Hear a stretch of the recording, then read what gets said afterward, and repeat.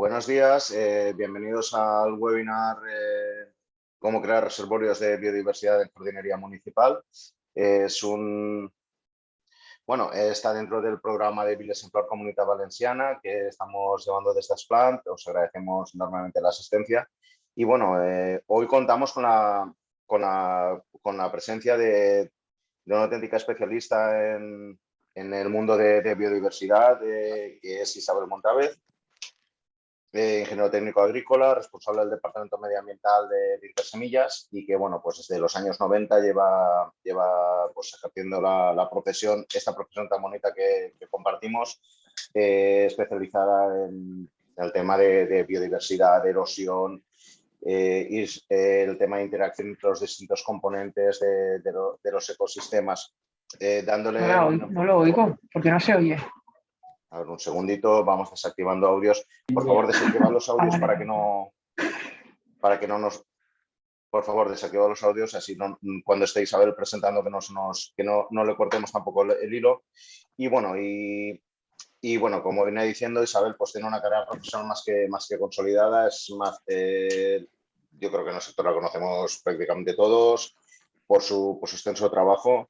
Y el último gran proyecto en el que ha estado colaborando ha sido en el grupo operativo de Co-Ideas de Desarrollos Ecológicos durante los años 2021, que es cuando, conforme a sus propias palabras, pues es cuando más contacto han tenido pues, con la importancia de la biodiversidad a nivel de cultivos y lo vamos a aplicar a la jardinería en la charla del día de hoy.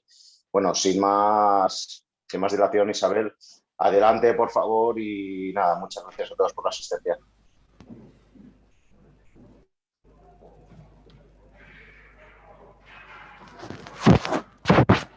Hola, buenos días a todos. Muchas gracias por tus palabras. Agradeceros la invitación. Nuevamente, me gusta compartir estas ideas con la gente porque despiertan mucho interés y es una manera de implementar actuaciones en este mundo donde nos han recortado tanto los tratamientos fitosanitarios para combatir plagas y enfermedades. Pero además esto ayuda a valorar los servicios ecosistémicos que puede aportarnos la vegetación, ¿vale? Y los espacios verdes urbanos son un referente, son un input que tenemos muy importante para que estos servicios ecosistémicos se tengan hoy no. en consideración. Vale, os voy a hablar de refugios de biodiversidad que se pueden utilizar en jardinería, ¿vale? Vale, ¿qué son los servicios ecosistémicos? Los servicios ecosistémicos nos aportan biodiversidad. Eso se da de manera natural en las áreas naturales, en los bosques, pero la jardinería, que es una intervención urbana, puede favorecer que esa biodiversidad, tanto animal como vegetal, se aplique también a nuestras ciudades.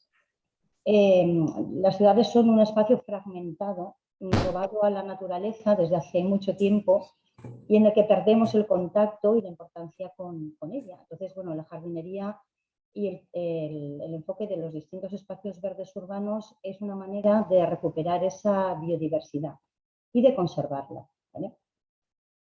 Entonces, bueno, os quería comentar los servicios ecosistémicos que nos aportan los espacios verdes.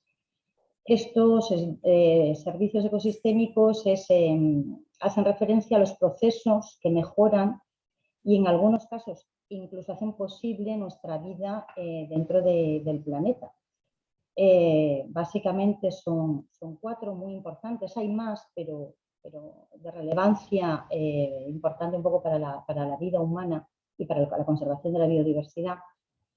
Es que mejoran, el primero de ellos sería que mejoran la calidad del aire, puesto que, como sabéis, la vegetación es sumidero de CO2 y necesitamos disminuir el calentamiento global, el efecto invernadero. Entonces, la vegetación es algo imprescindible en nuestras vidas. Le tenemos que dar el valor que tiene, porque no solo tiene un aspecto y una visión como ornamental y de belleza visual, sino que realmente están haciendo un papel imprescindible. Como os comentaba, ese sumidero de CO2, ahora mismo ya muchos datos, pero por ejemplo una pradera normal de gramíneas y leguminosas, una pradera vegetal, puede fijar hasta 8,7 toneladas de CO2 por hectárea. Entonces esto es algo que no debemos de desdeñar, porque imaginaros, incluso en agricultura estamos viendo los beneficios que está produciendo el hecho de que se implanten cubiertas vegetales entre los cultivos arbóreos, que ya de por sí es un ecosistema que es fácil de mejorar, puesto que suele estar en zonas periféricas a las ciudades, está en el ámbito rural, pero tenemos la parte arbórea, la copa del árbol está fijando CO2, pero si de repente multiplicamos la superficie que hay entre las calles de cultivo y la revegetamos con cubiertas vegetales para agricultura, aparte de beneficiar al suelo, de darle unos beneficios muy importantes, de aporte de materia orgánica principalmente, estamos aumentando la superficie de absorción de CO2 y de emisión de oxígeno.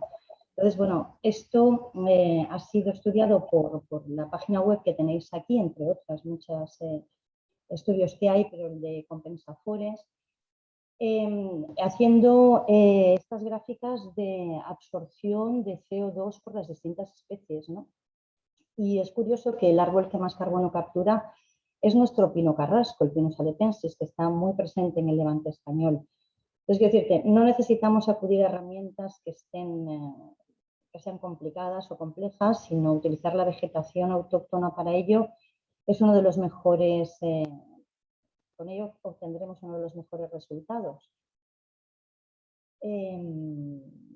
Otro de los beneficios o de los recursos ecosistémicos que aporta la vegetación es la regulación del clima, ¿vale?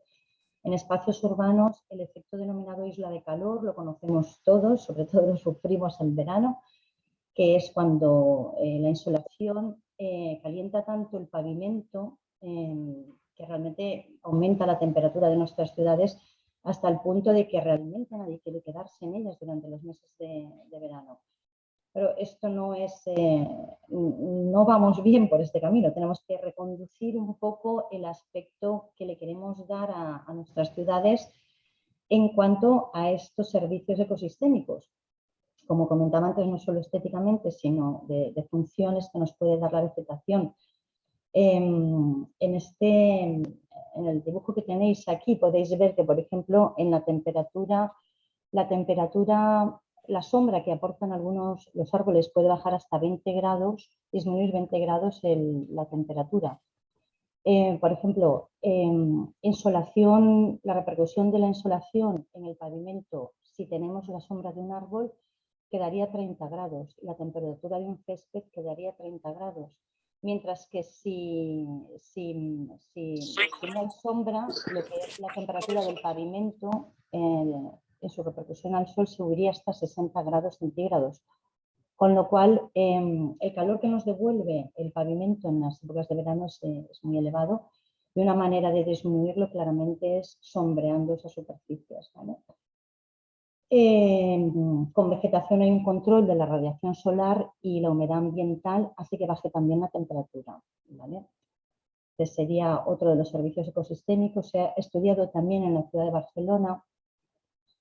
En la Universidad de Barcelona han hecho un estudio de las distintas temperaturas que puede alcanzar una ciudad.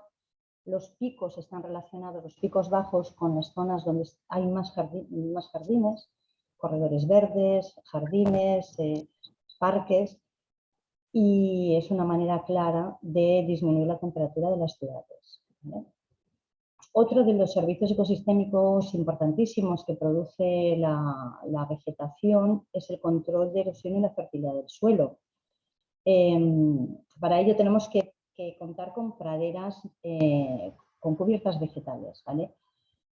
Si bien queremos disminuir el mantenimiento, tanto en siegas como en recursos hídricos de estas praderas, con lo cual podemos no solo pensar en céspedes, que sí que pueden ser adecuados para algunas zonas ajardinadas, Pero podemos pensar también en praderas biodiversas, en las que, bueno, vamos a utilizar unos recursos mínimos.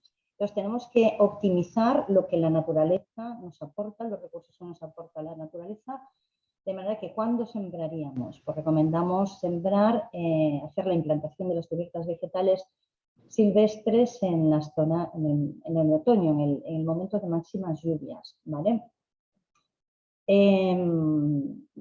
Utilizar praderas que vayan a ser de bajo mantenimiento, que sepamos que son especies o autóctonas o especies macrotermas, que no tienen grandes necesidades de agua.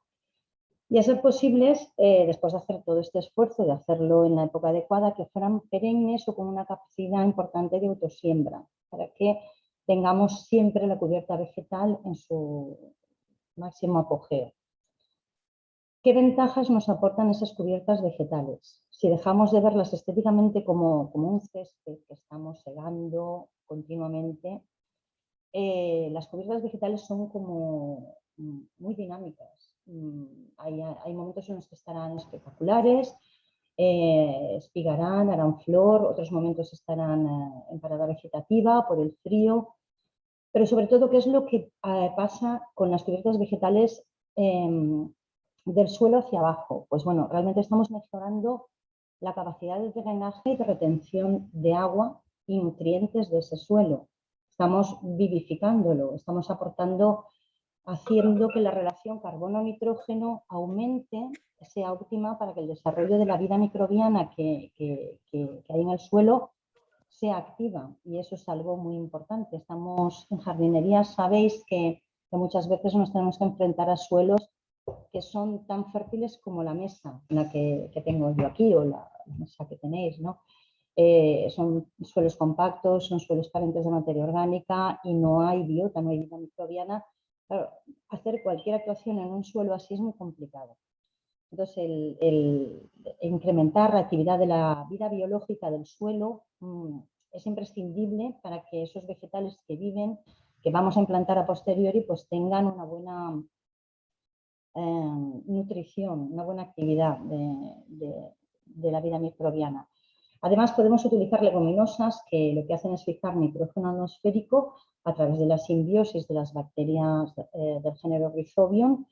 Como veis en la foto, o sea, se ven claramente los nódulos. Cuando estás trabajando con un suelo que no tiene restos de herbicida y que no tiene restos de nutrientes inorgánicos en exceso, fosfatos, lo que se ve es que hay una simbiosis efectiva con las bacterias del género Rhizobium y hay una fijación de nitrógeno muy alta. En este caso os pongo el dato de 56 kilos por hectárea y año, pero la especie que estáis viendo en la foto, que es Crotalaria juncia, que es una leguminosa de uso forrajero o de uso como abono verde, en 3 meses puede llegar a fijar hasta 200 kilos de nitrógeno por hectárea y año. Eso es un aporte nutricional muy importante, nada desdeñable, que podemos integrarlo a la jardinería previo a hacer una actuación cuando hay movimientos de tierras para mejorar ese suelo que nos dejan para la implantación de un espacio verde o de un jardín.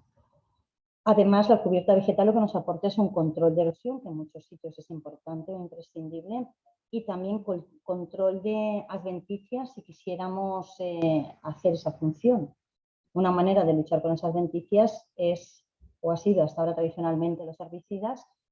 Esto es algo que, por supuesto, tenemos que ir cambiando y puede ser luchar contra las adventicias con una vegetación dirigida, una vegetación autóctona, una vegetación que nos aporte algún recurso ecosistémico que queramos, ¿vale?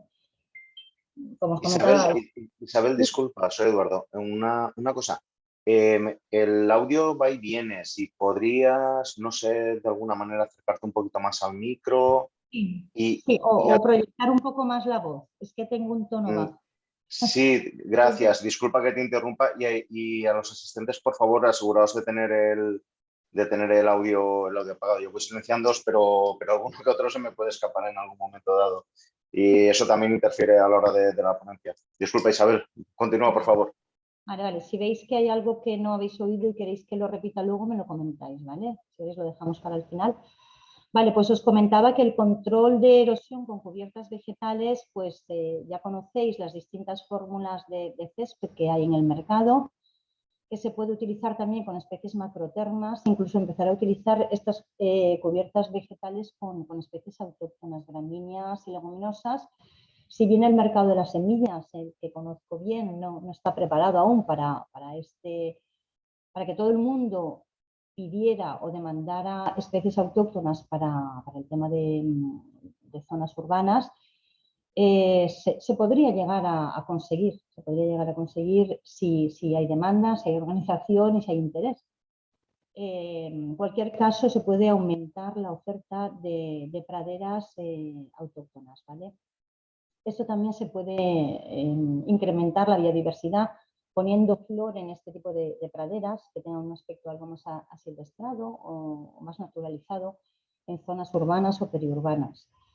Esto ya se va aplicando desde hace tiempo con hidrosiembras de taludes para control de erosión, con herbáceas y arbustivas silvestres, ¿vale? Ahí yo creo que todas las empresas tenemos que crecer ofreciendo cada vez más especies autóctonas, ¿vale? Ya no es fácil, la gestión de estas especies, la recolección y limpieza es complicada, los precios son caros hoy día, pero es una tendencia que creo que nos va a beneficiar mucho al ecosistema que queramos implantar o mejorar, ¿vale?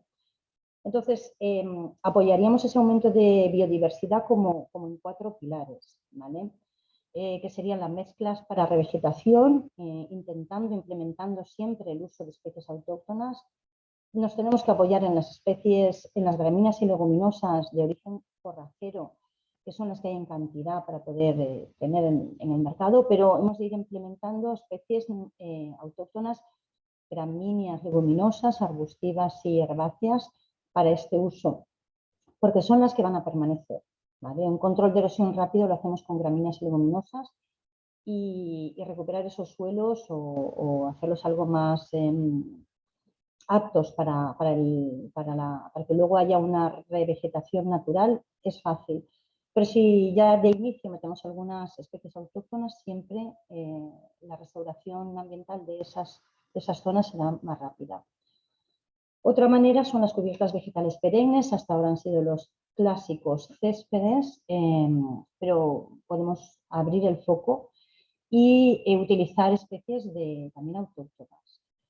Y otro pilar sería aumento de las mezclas florales, ¿vale? Bandas florales, anuales, perennes, medianas, enanas, grandes, para ese aumento de flor y de biodiversidad. Y no olvidarse en las estructuras vegetales lineales, que en jardinería han sido muy utilizadas, pero han sido muy utilizadas como setos monoespecíficos. Y eso no es biodiverso. Los setos para atraer enemigos naturales o para favorecer la entomofauna auxiliar, que nos puede ayudar en el control de enfermedades y plagas, deben de ser multiespecíficos, ¿vale? Más adelante detallaré un poquito más. El último punto de servicio ecosistémico de los que estaba hablando es el control de enfermedades, plagas y el aumento de la polinización. El objetivo es aumentar la entomofauna auxiliar para mejorar el control biológico de las plagas. Y esto es favorecedor de esos enemigos naturales que nos van a ayudar a ese control. ¿Y qué hacemos cuando aumentamos la biodiversidad? Aumentamos las posibilidades de refugio y de néctar y polen para estos insectos, ¿vale? De manera que estamos poniendo en marcha lo que se denomina el control biológico por conservación, ¿vale? Con el objetivo de aumentar la población de enemigos naturales que tenemos presentes en nuestro entorno, ¿vale? En este esquema queremos mostraros que con las mezclas florales, que sería lo que tenemos a ambos lados de cualquier cultivo o árbol ornamental que tengamos, con estas mezclas florales lo que hacemos es que, puesto que la plaga va a estar y va a atacar a nuestros árboles o arbustos, lo que queremos es aumentar la presencia de esos enemigos naturales que van a vivir y nutrirse de las bandas florales para que puedan capturar esta plaga, ¿vale? Esos enemigos naturales trabajarían para nosotros, puesto que le estamos aportando esas bandas florales. También es importante que el suelo tenga vida microbiana, porque muchas especies que actúan en el suelo, ya sabéis que muchas plagas pasan por muchas fases larvarias y muchas de ellas, aunque sean plagas aéreas, hacen una fase larvaria en el suelo. Pues bueno, pues estos carábidos, estas tijeretas, estafilídeos y las arañas lo que hacen es que predan, son predadores polífagos que predan en el suelo ese estadio de la plaga.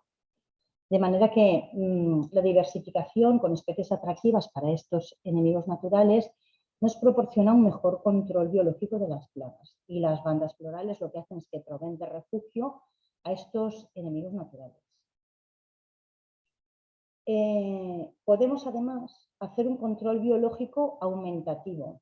Esto significa que vamos a aumentar con sueltas de enemigos naturales para favorecer el control de las plagas, ¿vale? No solo los que hay en la naturaleza, sino que en momentos puntuales, que suelen ser previos a la primavera, brotación de las especies vegetales en jardinería, que es cuando nos atacan las plagas más comunes, como pulgón, pues tenemos que hacer sueltas de enemigos naturales.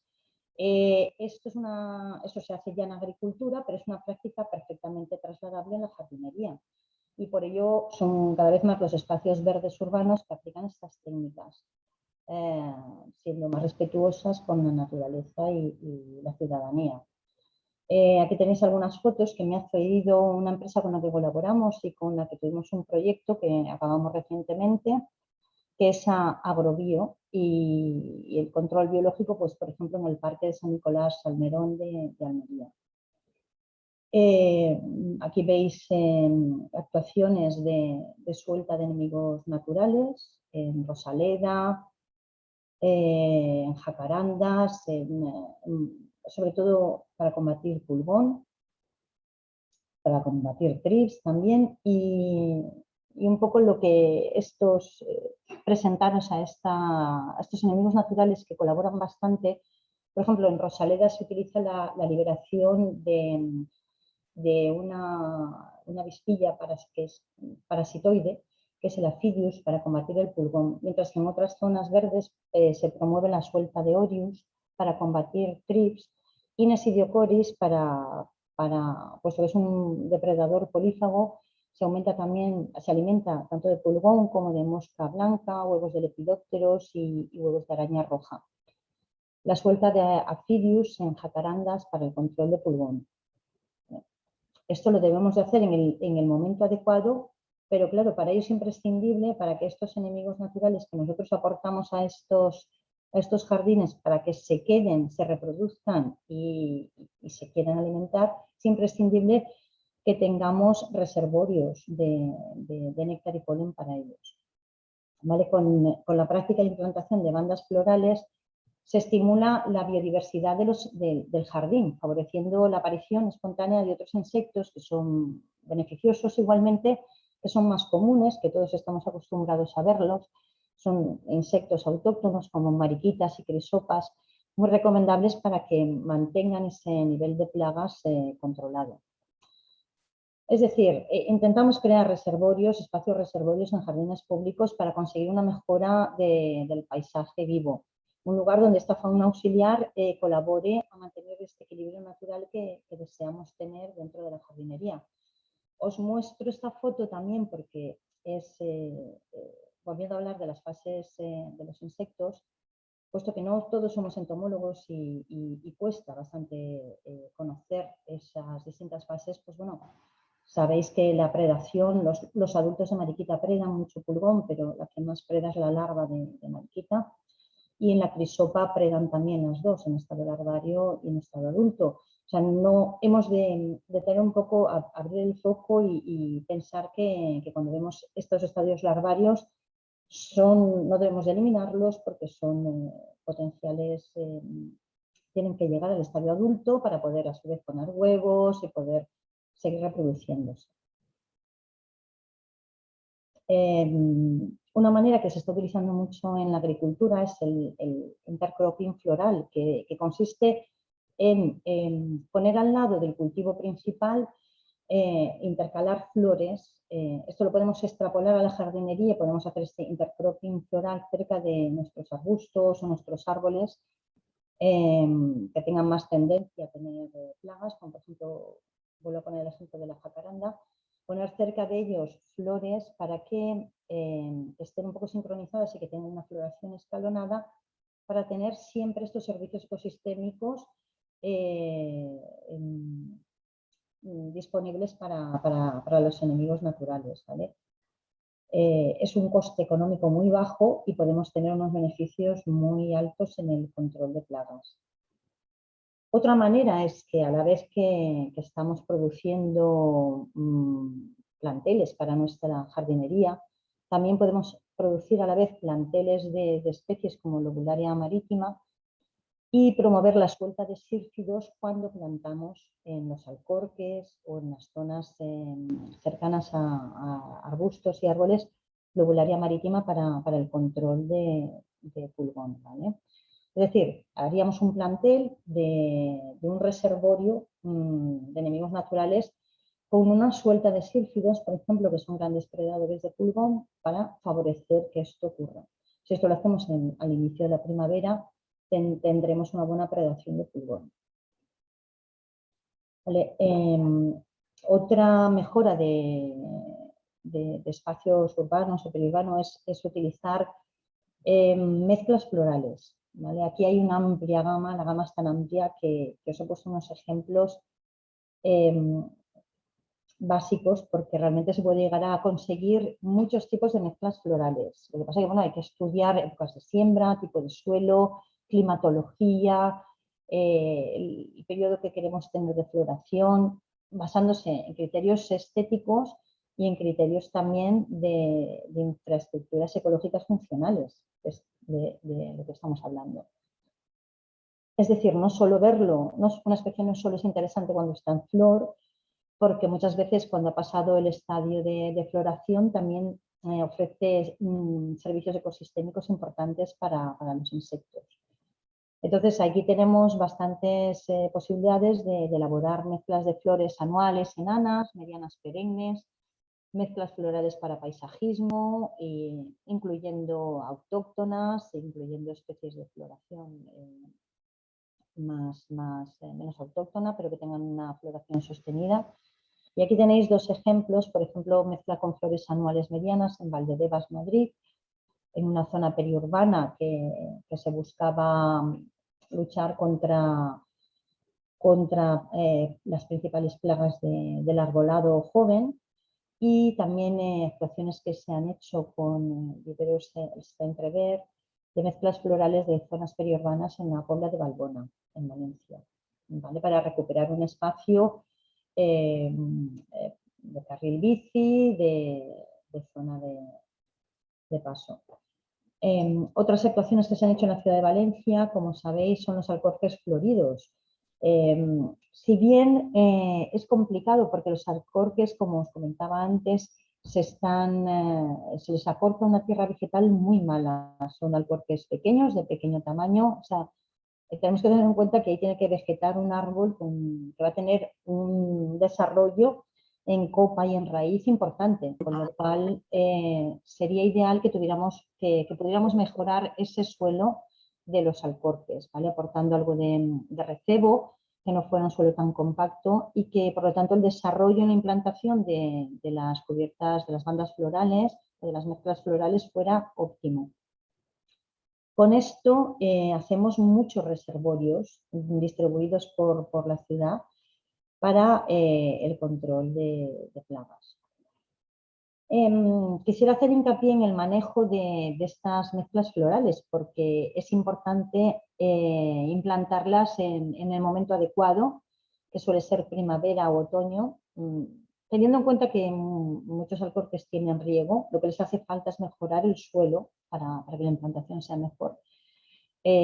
Podemos hacer implantaciones en primavera, pero no debemos de irnos al verano para hacer estas implantaciones, porque entonces los ciclos de las plantas, si son anuales, se ven abocados a ser muy rápidos, a florecer muy rápido, y entonces no tienen un buen desarrollo radicular y por lo tanto no van a tener una buena formación de semilla, no van a autosemillar, no van a desarrollar la biomasa que tocaría y por lo tanto no van a desarrollar la flor que se espera de ellas. Entonces, la implantación la tenemos que hacer preferentemente en otoño, porque es cuando tenemos unos ciclos más tranquilos para que de luz y no hay tanta evapotranspiración, hay más humedad en el suelo, de manera que la planta se va desarrollando, aunque sea un poco, las temperaturas no son muy altas, pero se va desarrollando un buen sistema radicular. Del suelo hacia abajo las temperaturas siempre son mejores. La planta va desarrollando un buen sistema radicular y cuando llega la primavera nos va a regalar su óptimo de biomasa y de floración, ¿vale? La preparación del terreno, pues bien sean alcorques o bien sean zonas más amplias, tiene que ser un gradeo superficial que rompa esa costra. Si podemos aportar algo de recebo, mantillo, o haber hecho una plantación para mejorar el suelo, como las que os hablaba antes, tipo los abonos verdes que hacen en la agricultura, sería muy recomendable. Eliminando de esta manera las adventicias y refinando el suelo, puesto que las semillas de estas especies son muy pequeñas. No tenemos que sembrar donde haya terrones muy grandes, tiene que ser un lecho de siembra que acoja bien este tipo de semilla tan pequeña. Y después un pase de rodillo rastrillado, porque es importante que si vamos a hacer riego o vamos a esperar una lluvia, no haya luego desplazamientos de la semilla y todo el suelo quede bien sembrado y la cubierta quede bien repartida homogéneamente. El aporte de mantillo y recebo para mejorar la implantación es muy recomendable. Si bien puede ser un recebo orgánico de la zona, no tenemos por qué sería consumir recursos locales y buscar alternativas locales, que eso es otro de los retos que tenemos, dejar de mover cosas de un sitio para el otro y utilizar los recursos que tengamos en cada zona. También el manejo durante el primer año es muy importante, porque muchas veces nos creemos que el hecho de sembrar una banda floral o una mezcla floral es, la siembro y ya me olvido, porque ya luego espero que tenga siempre un aspecto maravilloso. Pues claro, las plantas no mantienen su floración muchos meses, y menos en climas tan limitantes como el clima mediterráneo, que tiene momentos tiene fotoperiodos muy altos, temperaturas muy elevadas. Claro, debemos empezar a disfrutar de esas mezclas florales en primavera, porque sabemos que durante el verano se van a agostar. Entonces, en el momento el manejo en el primer año es muy importante, porque las semillas de las flores normalmente requieren entre 4 y 8 semanas para germinar. Y muchas adventicias propias de nuestro terreno, cuando hacemos las siembras primaverales, llevan muchos años aclimatadas y son especies oportunistas. Van a germinar muy rápido, tienen un ciclo de vida corto y entonces tienen prisa por florecer y por volver a formar semilla. Entonces, si vemos que después de una siembra de una mezcla floral, el desarrollo de esta mezcla floral no ha sido el esperado y sí se han desarrollado adventicias como Kelmopodium o, por ejemplo, los amarantos o las verdolagas, lo que tenemos que hacer es segar esta siembra que vemos que ha predominado las adventicias, segarlas a una altura de 30 a 40 centímetros. Eso hace algo de daño a las adventicias que se han desarrollado y favorece la entrada de luz nuevamente a las semillas de flores que nosotros hemos sembrado y hace que puedan ser competitivas y que puedan desarrollarse. Es decir, minimizamos el volumen de las adventicias para que nuestras mezclas florales puedan desarrollarse. En ese momento hemos de retirar el corte de lo que hayamos segado. Y el segundo corte lo podríamos hacer cuando ya ha pasado la floración, cuando ya ha pasado el periodo estival. Haríamos un corte a 30 centímetros, que es cuando ya empieza a agostarse la banda floral que hemos puesto. Eso puede ser mayo, junio. Y con esto muchas de las plantas que estén ahí implantadas volverán a reflorecer. Es decir, estimular la reflorescencia quitándole la parte, unos 40 centímetros de parte aérea para que vuelvan a tirar flor. Esos restos que hemos segado los podríamos dejar en la zona de donde está implantada la banda floral si vemos que ha habido formación de semilla. De esa manera estamos ¿Qué no empezamos? ¿Vale? Como veréis, he sacado esta información de un proyecto que acabó en el 2014 de Transbiofruit, que estuvieron 6 años investigando el porcentaje de enemigos naturales que atraen las bandas florales. Y como veis, atraen a un 54% de avispas parasitoides, que son grandes predadoras de pulgón, ¿sabes? Bueno, son parasitoides, ya no solo que los predan, sino que ponen sus puestas en los pulgones de manera que se los cargan, los eliminan. También tenemos un 12% de sílfidos, ¿vale? Que son estas moscas que parecen avispillas, que sí son grandes predadoras de pulgón. Tenemos también muchas arañas, que como comentábamos, un 10% de arácnidos, que como comentábamos son predadores polífagos que predan fases larvarias de enemigos de plagas. Y tenemos también mariquitas, un 8% de mariquitas y carábidos, chinches depredadores, crisopas verdes y marrones y trips depredadores. Entonces, estas mezclas florales son hábitats favorables para la biodiversidad. Como os comentaba, las avispas parasitoides representan algo más de la mitad de esa biodiversidad, de esos enemigos naturales. Aquí vemos este tipo de himenópteros, los sílfidos, ácaros depredadores, chinches, larvas de coccinélidos, crisopas.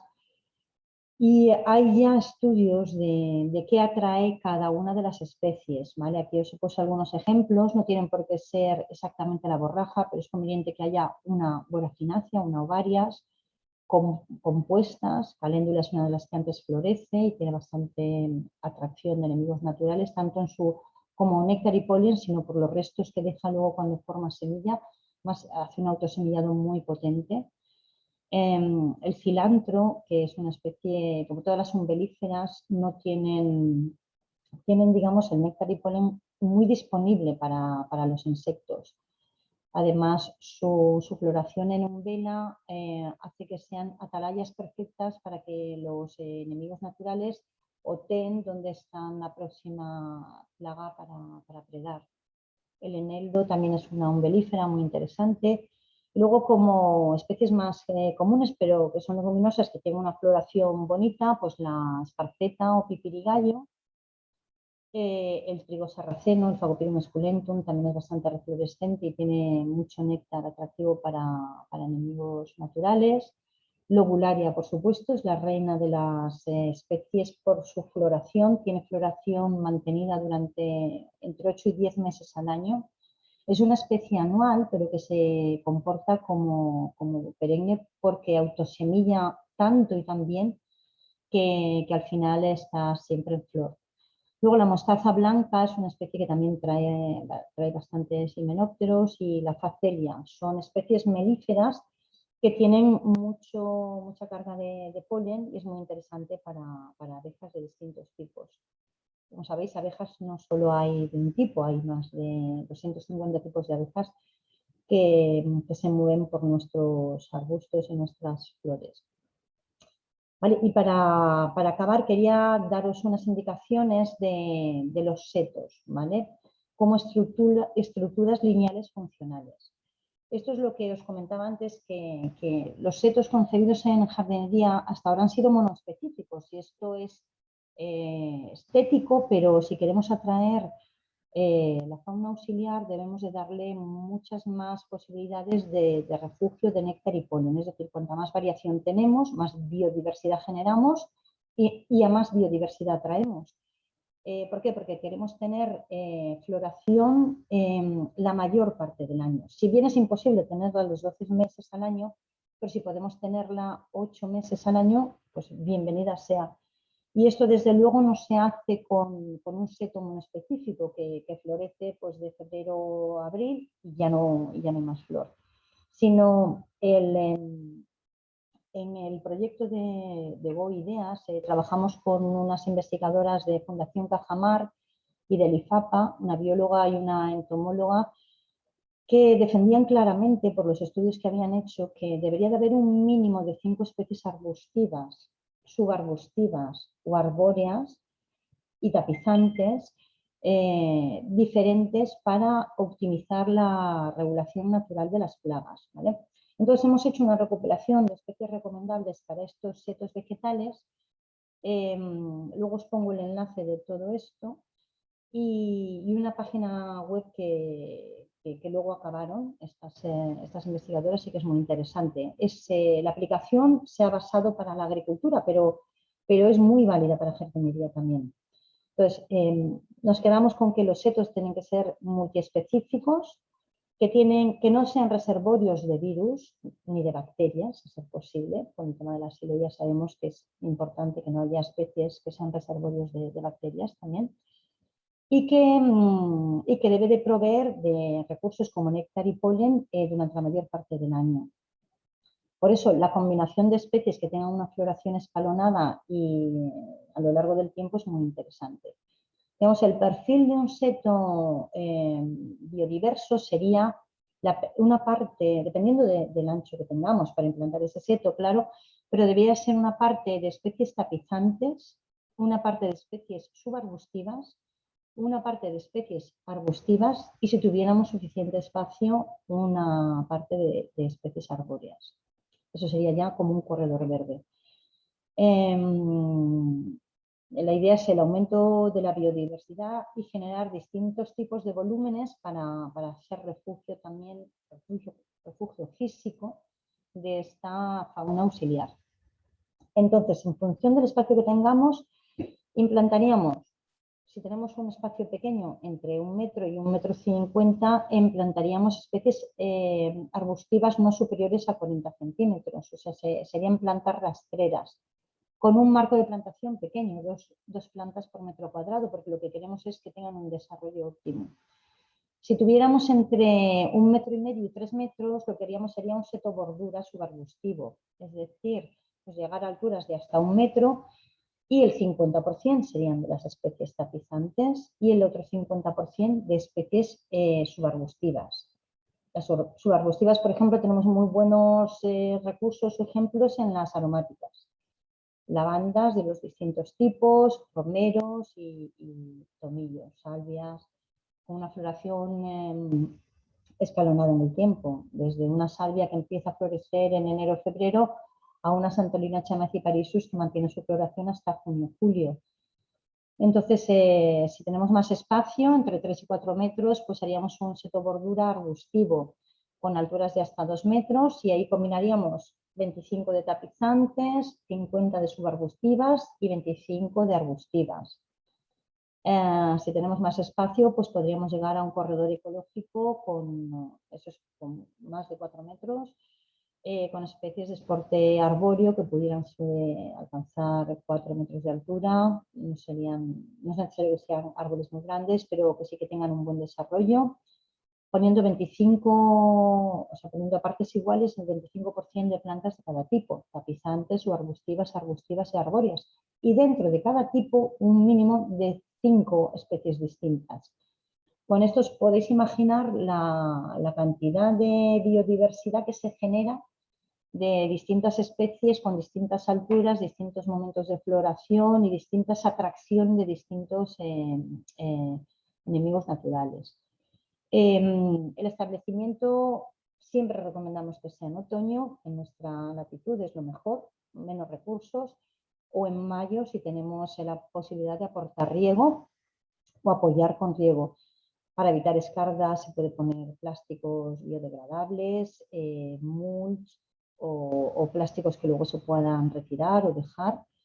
Y como veis aquí a la derecha os mostramos un calendario de especies recomendadas según la distinta floración, ¿vale? La parte central es la época de floración, aquí tenéis la altura y son una serie de especies que podemos llegar a cubrir la floración desde enero a diciembre, ¿vale?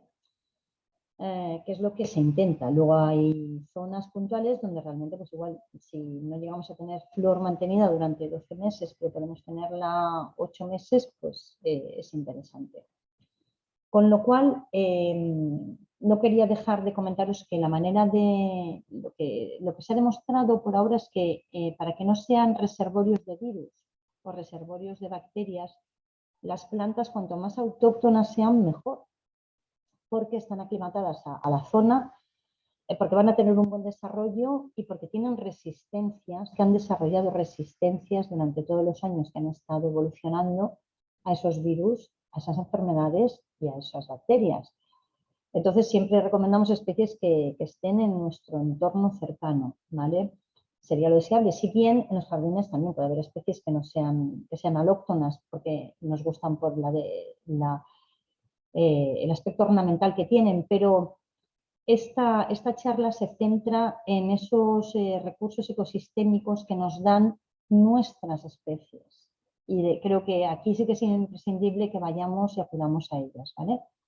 Puesto que un jardín no tiene por qué ser homogéneo, podemos destinar siempre, habrá sitio siempre para cada una de las especies que queramos. Pero cuando buscamos biodiversidad, debemos de, como practicar con el ejemplo, imitar la biodiversidad de nuestro entorno. Si bien las especies que vemos en el bosque, en unas zonas muy precarias, a lo mejor de suelo o de riego, cuando las llevamos a un jardín, nos lo dan todo, nos dan un aspecto, un desarrollo mucho mayor, una floración mucho más mantenida y, por supuesto, que pueden llegar a tener un valor ornamental importante. Por ejemplo, estas especies que os voy a poner ahora las iré pasando un poco rápido porque son conocidas y realmente lo único que quiero es llamar la atención sobre que son interesantes, pese a ser de toda la vida, nuestras y de nuestro entorno habitual. Se ha estudiado los enemigos naturales que atraen, que es lo que tenemos aquí, ¿vale? Entonces, por ejemplo, la albaida, la Antiscitisoides, es una especie que atrae gran abundancia de artrópodos beneficiosos.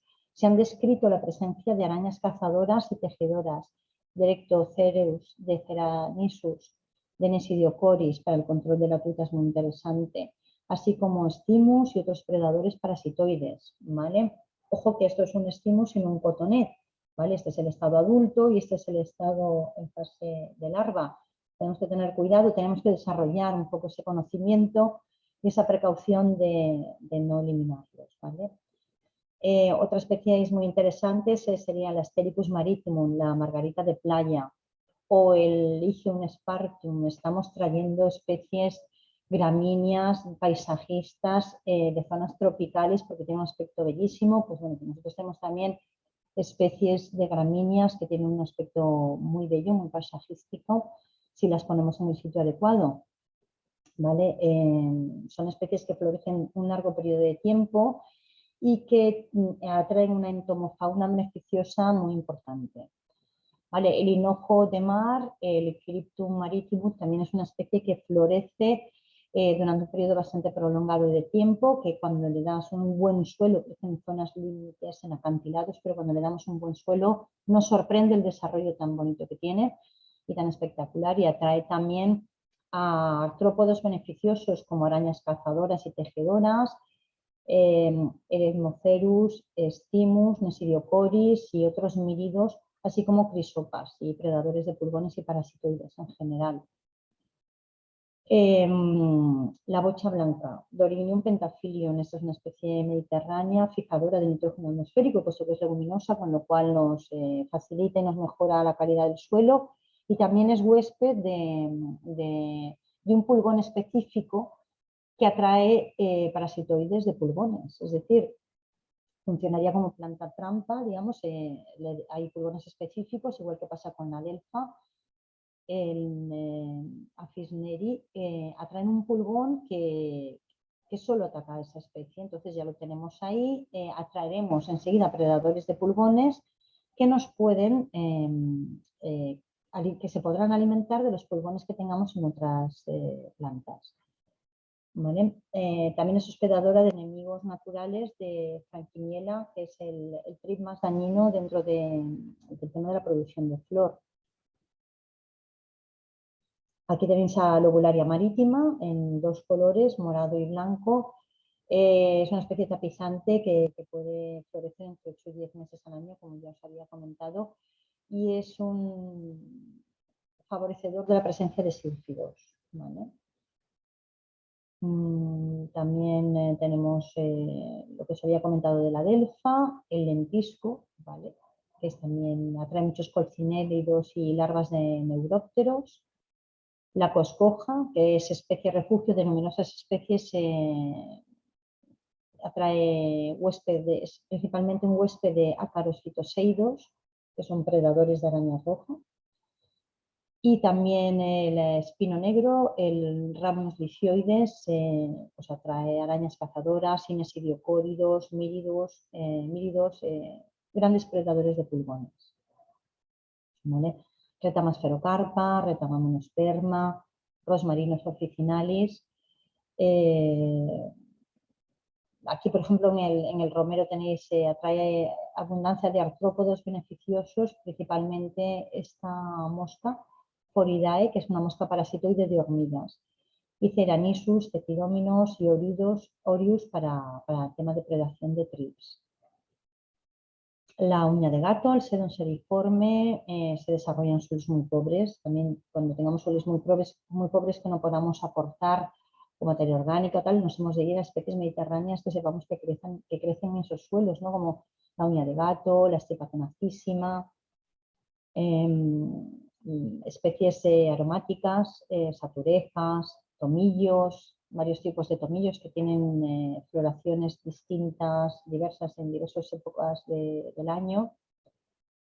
Los tomillos, por ejemplo, son huéspedes de insectos útiles como Eretmocerus, que es un parasitoide muy eficaz contra la mosca blanca, y los Míridos y Orius, que ya habíamos comentado para el control de trips. Se trata además de especies melíferas que atraen a polinizadores. Y luego podemos, el aspecto de un seto multiespecífico es así, es un seto que tiene distintas alturas, que puede tener floración escalonada, que podemos combinar también con algunos nidales de insectos para favorecer esa polinización si nos interesa. Quiero decir con esto que al final tenemos que poner todos los mecanismos posibles, el tema de los nidales llamados hoteles de bichos, pero que realmente son nidales, pueden ser pues como esto, como un taco perforado. Esto es para avispas solitarias, que son muy buenas polinizadoras y grandes predadoras de insectos, de plagas. Y podemos utilizar cualquier otra, las cañas cortadas, restos de ladrillos perforados. O sea, se pueden hacer nidales como fácilmente, pueden ser estéticos, integrados en los jardines, como acumular piedras, dejar restos de poda de algunas cañas para que puedan anidar dentro de insectos. Bueno, es un poco echar imaginación y hacer esos nidales para mantener esos insectos en nuestros jardines. Aquí os he puesto unos links recomendados, que es estas arbustivas de las que he hablado y muchas más, donde hay recomendaciones de cultivo también. Podéis visitar también este catálogo donde se habla de la entomofauna auxilia que nos gustaría traer, que nos gustaría tener para luchar contra plagas y cómo hacer. El diseño de setos vegetales, que está basado en los estudios que os comentaba antes de Fundación Cajamar. La presentación de céspedes para climas mediterráneos. Crop Protection, que es de la Universidad Politécnica de Valencia, es una página web que que lleva el equipo de Rafa Laborda. Y también pues, el NTG de jardinería, ¿vale? Las normas técnicas de jardinería para la elección adecuada de especies. No dejar de recomendaros esta aplicación que es Planten, donde las dos personas que os comentaba antes, Estefanía Rodríguez, Mónica González, Emilio Benítez también y Mercedes Campos, han desarrollado una app que relaciona cada especie con los enemigos naturales que atrae, ¿vale? Pues qué plaga combaten, a qué enemigo natural atraen para combatir determinadas plagas, ¿vale? Es bastante interesante para hacernos una idea y ponernos en primer contacto con esos enemigos naturales que nos gusta atraer. Y esta es la página web que os comentaba para el diseño de setos multiespecíficos. Es una guía de plantas que según la zona geográfica podéis poner alboraya, el amplio que tenéis para plantar un seto, 1,5 metros, y si ponéis la población os hace un diseño de seto multiespecífico. Y si profundizáis más en la web podéis ver el enemigo natural que atrae cada una de las especies. En las especies que han sido estudiadas está muy detallado. También eso hace que nos empecemos a familiarizar con esos enemigos naturales que tanto nos gustan. ¿Vale? Comentaros, como os habíamos dicho al principio, que hemos formado parte de este proyecto grupo operativo con diversas comunidades autónomas, ¿vale? Es un grupo operativo nacional, pero bueno, supranacional, porque hay varias comunidades autónomas en marcha. Lo acabamos en septiembre pasado y esto es lo que nos ha puesto en contacto es con los centros investigadores IMIDA, IRTA y FAPA para el tema de hacer una horticultura más sostenible, con la reducción de fitosanitarios, el incremento de la biodiversidad funcional, la reducción de fertilizantes de origen mineral, incrementar la biodiversidad del suelo, restauración de la biodiversidad perdida y la funcionalidad en la provisión de servicios ecosistémicos. Aquí tenéis algún ejemplo de lo que se puede utilizar para hacer los murales, ¿vale? Como veis en estas fotos, ahí podéis sacar ideas, podéis hacer de una manera tan bonita o de una manera más sencilla, pero todos estos materiales son susceptibles de ser utilizados para que haya ocupación de insectos, que en los momentos que no haya floración, en los momentos de las distintas fases larvarias, ellos puedan desarrollarlas aquí. También estuvimos utilizando nidales para pájaros, para murciélagos, para el aumento de la biodiversidad y también control de insectos cuando se necesita. En principio hasta aquí la charla, espero que os haya servido de algo y nada, espero que las preguntas y vuestra respuesta.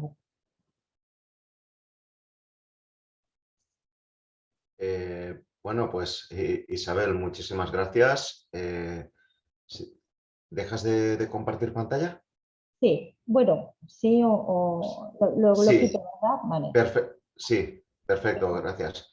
Bueno, pues nada, pues muchísimas gracias a todos por vuestra atención. Bueno, vamos a pasar con el turno de preguntas, pero antes quería agradecer a nuestros patrocinadores el hecho de estar ahí, porque gracias a ellos pues podemos ofreceros este tipo de charlas tan en boga, de tanto valor, y que para mí, pues bueno, pues desde mi punto de vista como técnico es algo que creo que cada vez tenemos que tener mucho más en cuenta a la hora de realizar nuestros proyectos y de mantenerlos, ¿no? Porque en la jardinería, como tú bien has dicho, el tema de la gestión de biodiversidad es un tema importantísimo y que deberíamos tener mucho más en cuenta de lo que se tiene, ¿no? Bueno, voy a empezar con las preguntas. Ahora vais pasando las que os vayan surgiendo. Y empiezo con el Ayuntamiento de Faura, que nos preguntaba en una de las diapositivas del principio, en la foto que tenías del talud, sobre qué especie era, al principio, sobre qué especie era, ¿de acuerdo? Entiendo que dependiendo de la zona, vosotros recomendaréis una especie u otra. Entiendo que aparte de la zona, dependiendo de las instalaciones perdón, el Ayuntamiento de Favara, disculpad. También dependiendo del riego y demás que tengáis disponibles. Supongo que para eso lo mejor sería realizar un estudio de cada caso en concreto, ¿no? Sí, sí. Sí, estoy viendo, sí, Eduardo, estoy viendo también que Orapón era la especie que fijaba nitrógeno atmosférico. He visto que ponía el Ayuntamiento de Favara. Pero ahora lo cuento, pero por ejemplo, sí, siguiendo con lo que tú preguntas y dices, por supuesto, tenemos una especie de mapa de la península ibérica donde zonas climáticas, que son las mismas zonas climáticas que el Ministerio de Agricultura detalla, un poco generalizando, porque siempre puede haber alguna isla fuera de esa zona climática, pero bueno, dividimos la península ibérica en 5 zonas climáticas, ¿vale? Litoral mediterráneo, levante interior, clima continental, cornisa cantábrica.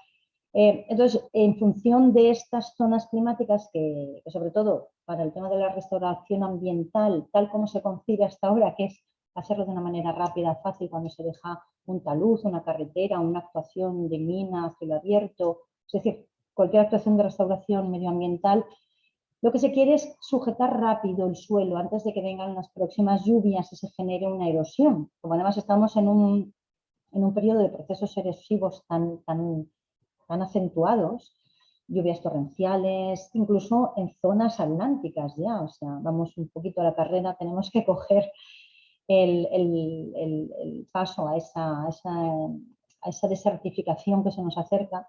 Pues lo que buscamos son fórmulas que tengan gramíneas y leguminosas, un 60% de gramíneas y un 40% de leguminosas. Para las gramíneas tienen una raíz fasciculada superficial y las leguminosas una raíz pivotante profunda. Lo que queremos es coser el suelo rápidamente, que se quede sujeto, que esos pendientes no erosionen, no se hagan cárcavas y que sean especies muy rápidas, especies starter, de rápida salida, de rápida implantación. Y por supuesto, lo que comentaba antes, si le añadimos especies autóctonas, en que sea un porcentaje pequeño, tendremos ya una implantación, una sucesión más a largo plazo.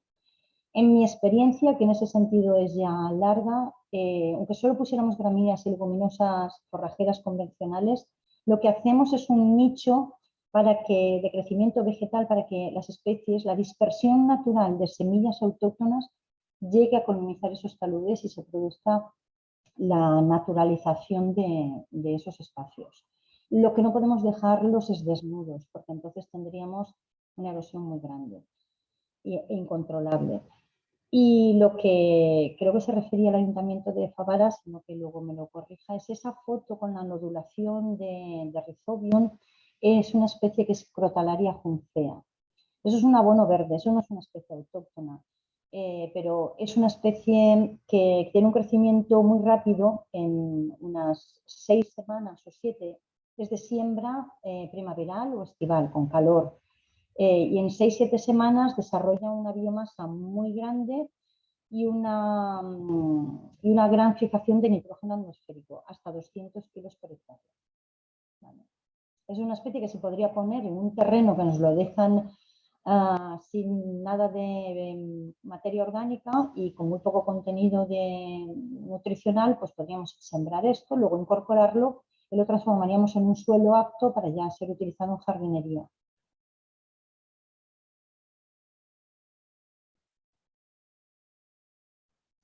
Muchas gracias, Isabel, por la respuesta. Sí, bueno, también con eso, pues casi me resuelves una pregunta posterior. Pero bueno, seguimos con una pregunta que ha pasado Javier Manrique. Nos pregunta que dónde se pueden adquirir algunos de estos predadores tan chulis que hemos puesto, y luego nos habla al respecto de qué mezclas florales aconsejas.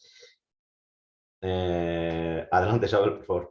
Vale, pues mira, ahí hay varias empresas. Os he puesto alguna diapositiva donde salía Agrobio, que es una empresa que está en Almería. que la he puesto porque tenemos contactos con ellos y tenemos colaboraciones, pero está también Biolan, que son también de Almería, y están Cooper, que también. Hoy día hay muchas empresas que se dedican a suministrar esos enemigos naturales y son muy conocedores del tema. Ellos sabrían recomendarles muy bien cuándo hay que hacer esas sueltas, en qué momento, en qué fases o con qué asiduidad hay que hacerlos, porque a veces hay que soltar alguna más de una vez.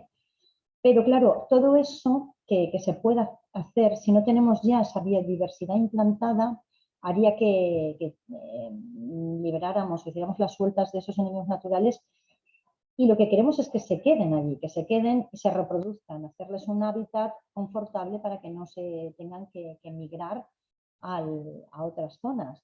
Y para eso deberíamos de poner todos estos recursos que os he comentado, cubiertas vegetales, praderas y mezclas de flor.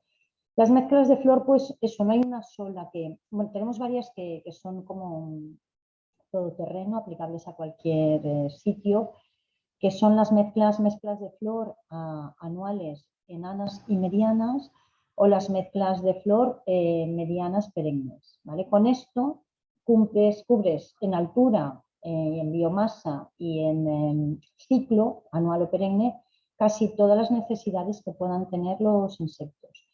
Si bien lo ideal, cuando queremos que tengan una permanencia, una duración más prolongada en el tiempo, es cuestión de saber que también llevan un mantenimiento mínimo, que es el que os he querido poner en una charla.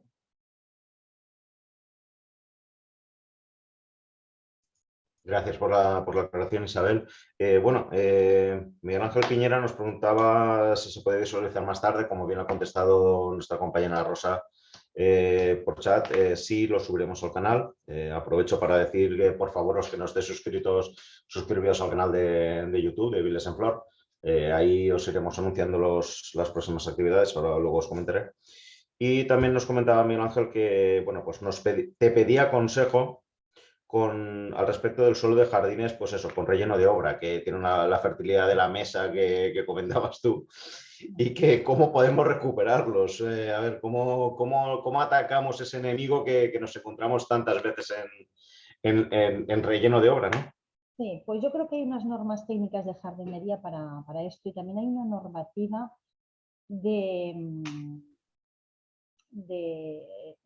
dentro del Ministerio para el tema de las obras públicas, porque por ejemplo, claro, todo eso está regulado cuando hacemos un movimiento de tierra, la tierra vegetal que se saca se debe de acopiar y haciendo acopios vivos, acopios en los que se siembran, por ejemplo, leguminosas, beza, la beza es una semilla muy económica, que crece rápidamente porque tiene un ciclo anual y que fija nitrógeno atmosférico. Eso lo podríamos sembrar dentro de esos montones de tierra vegetal que hemos retirado. Nosotros hacemos la adubación y esa tierra vegetal, que es oro puro, la debemos luego de incorporar a nuestros jardines. Claro, esto es algo que hay que hacer valer, que la administración tiene normas sobre esto. No nos deben de entregar, no debemos de hacer actuaciones que hagan perder esos valores, o sea, que la tierra vegetal se vaya a zonas profundas del suelo, que nos den zonas con cascotes o con material inerte. Claro, no podemos restaurar desmontes, ¿sabes? Cuando hay tierra amarga, inerte, un material sin vida y sin capacidad de retención ni de materia orgánica. Eso es un reto muy grande, claro. Nosotros debemos de plantearle a la administración que esos recursos, que ya son el suelo, la tierra vegetal, se debe de conservar, se debe de presupuestar eso, como mantenerlo, como luego incorporarlo y conservarlo. Entonces, se me ocurre que si realmente nos dan una obra con un suelo muy precario, lo primero que deberíamos de plantear y presupuestar es hacer un abono verde de esa obra. Hay especies que tienen una raíz pivotante muy profunda que favorecerían la infiltración que tienen fijación de nitrógeno atmosférico, por ejemplo, una mezcla de un abono verde que lleve crotalaria, que lleve mostaza, que lleve una gramínea, para equilibrar la relación carbono-nitrógeno del suelo y favorecer la infiltración, descompactando, ¿vale? Incluso hay especies que son, el rábano daikon tiene una versión para esto, que es un rábano de una longitud muy grande, que lo que hace es que abre el suelo y como es una materia orgánica que si la cortas y la dejas que se descomponga ahí, es un aporte de materia orgánica en profundidad. También recuperan nutrientes de las fases bajas, de las partes bajas del suelo, las incorporan a su biomasa y cuando lo enterramos estamos aumentando la materia orgánica. Serían actuaciones de este tipo, lo cual, pero yo también soy conocedora de que esto puede causar un poco de risa porque significaría que nos tendrían que dar un plazo de a lo mejor hasta 2 meses para mejorar el suelo antes de empezar a hacer la jardinería. Pero claro, si el suelo que nos dan es muy precario, ¿por qué no plantearlo? Una cuestión de tiempo y de recursos. Pero digamos que agronómicamente sabemos cómo se tiene que tratar un suelo pobre. Hagámoslo. Bueno, sí, bueno, espero que te escuchen. Luego también nos comentaba también Gema Tour del Ayuntamiento de Cullera, bueno, pues él nos agradecía la puesta en valor de las especies autóctonas, algo que también aprovecho yo para agradecerte porque, bueno, frente al problema que tenemos con ciertas especies de invasoras, que además nos están dejando, más allá de lo que vemos, nos están dejando problemas en suelo, nos están dejando suelos completamente agotados, pues sí, el tema de especies autóctonas que tenemos aquí, que son las que mejor nos van a funcionar, por eso son autóctonas. Es algo que se debe, que entiendo que se debería trabajar más y de cara pues como lo estáis trabajando vosotros en el proyecto Go Ideas, creo que es algo interesante también. Nos han comentado también, nos han pedido si podías poner los links del final de la presentación. Entonces, si puedes compartir, por favor, pantalla y para que se tomen nota de los links, aunque como lo vamos a subir también, bueno, pues lo tendréis disponible en breve en la web.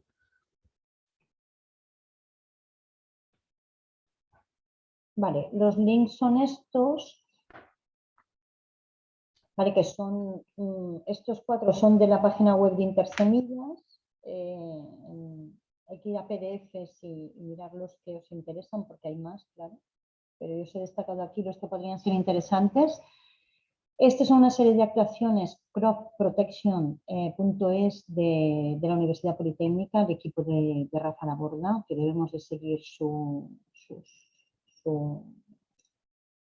ejemplo y su conocimiento y no dejarlo caer. Y el tema de las normas técnicas de jardinería y paisajismo, yo creo que los conocéis todos. Son muy interesantes porque bueno, normalizan, protocolizan actuaciones en jardinería y eso es algo que le dan valor. Lo malo es que la administración no siempre comparte estas cosas. Yo sé que los técnicos de jardinería os enfrentáis a tiene que ser para mañana y tiene que estar verde pasado. Pero esto no es posible. Esto no es posible. Sin recursos, sin un buen suelo y sin agua no es posible. Se podrían hacer milagros en el paraíso, pero esto no es paraíso, esto es la realidad. Y luego lo del Planten, que quizás queráis tenerlo también como app, y súper interesante esta web, ¿vale? Aquí la tenéis, diseñen.es.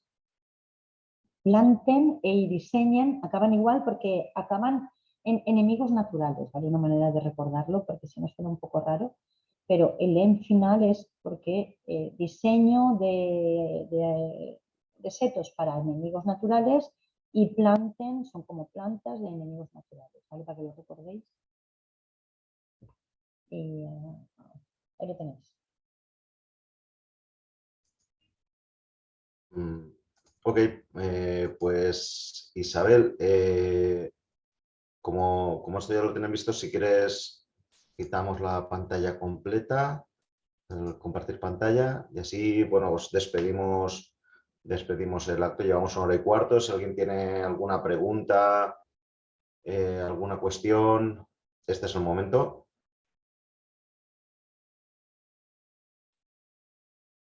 Pues en ese caso, bueno, pues quisiera un segundito, perfecto. Nada, pues agradecerte, Isabel, la magnífica ponencia que, bueno, pues nos tienes acostumbrados a este nivel de conocimiento que no es nada fácil de adquirir, que representa toda una vida de trabajo, y gracias a la gente como tú y como, bueno, pues como Rafa Laborda, que has comentado, que sois gente que sería... vamos, gente que habéis sido, sois y seréis los buques insignia de nuestra, vamos, de nuestra jardinería, de nuestra producción de enemigos naturales, de lo que es de planta para poder fijarlos al terreno y trabajar de una manera mucho más sostenible la jardinería. Pues si no fuera por vosotros esto no sería posible. Agradecer también, como he dicho, a nuestros patrocinadores, y recordaros que esto lo subiremos al canal de YouTube de Viles en Flor. Por favor, estad atentos, suscribiros, porque allí os avisaremos también de los próximos eventos que tengamos. Tendremos un webinar que tratará el tema de riego en jardinería. Luego nos desplazaremos hasta Benidorm, donde hablaremos de jardinería y salud pública, algo que hemos visto más que nunca en estos últimos meses. Después en Feria Valencia realizaremos la jornada técnica. Hablaremos de varios temas: gestión de ayudas, invasoras, idoneidad de elección de especies y el plan director de gestión en jardinería. Y finalizaremos los actos que tenemos previstos, y digo previstos porque seguramente podamos hacer alguno más, con un webinar que hablará del color en jardinería municipal. Entonces, nada, lo dicho, muchísimas gracias, Isabel, por tu clase magistral. Gracias a todos por asistir y nada, pues quedamos a vuestra disposición para lo que necesitéis, tanto bueno, a través de Viles en Flor como a través de Asplant. Cualquier cosa, pues aquí estamos para vosotros, y nada, hacernos llegar cualquier sugerencia que tengáis. Gracias a todos por asistir y reitero, muchas gracias, Isabel. Vale, gracias a vosotros y a todos los que habéis estado ahí.